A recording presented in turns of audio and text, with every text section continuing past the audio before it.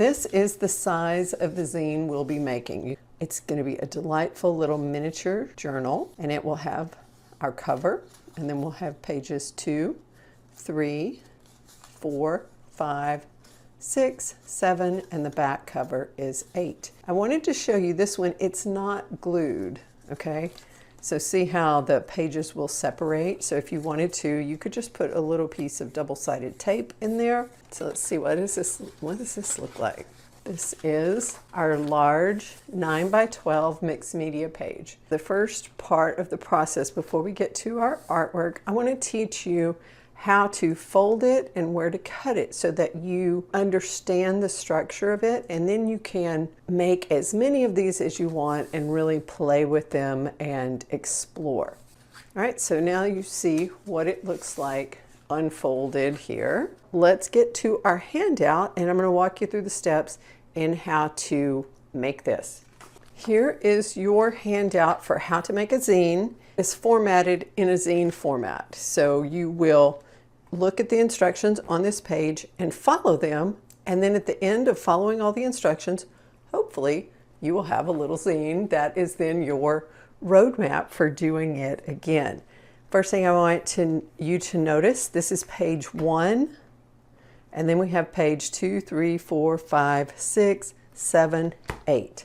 So these two, the front and the back cover, end up being together. So all you need is your handout and a pair of scissors for this process. You're going to place your paper landscape in front of you. So this is landscape format. We're going to fold it in half. So the little picture here shows you it's landscape, and your first fold is to fold it in half. You want this to be your center. You're going to line up the edges of your paper. This is very important. So my little impatient little creatives like me, I want you to carefully line up your corners. You're going to hold the edge with your left hand. You're going to draw a line across to the center. You're going to run your finger up and down. Next up, you're going to need to burnish it. You can use a bone folder if you have it. I'm going to use a pencil. So I'm going to just run my pencil up and down, and then I'm going to open the page back up. So that was step 1. Step 2, we're going to fold the ends toward the center, unfold, and then repeat. We'll start with the right edge comes to the center. I'm going to turn it over, make sure so I can see it. Yep, so it comes to the center. Again, make sure you're lined up and hold it so it doesn't wiggle. Draw a line across, move up and down, grab your pencil and burnish it. And then we're going to repeat that again. So we have that side done. We're going to come, the left side comes in, lining it up, hold. Our right hand's going to hold. You're going to draw that line across, go up, come down, grab your little pencil, get a little burnishing, and then we unfold. So that's step 1 and 2. We're going to come to step 3, which is to fold the top to the bottom.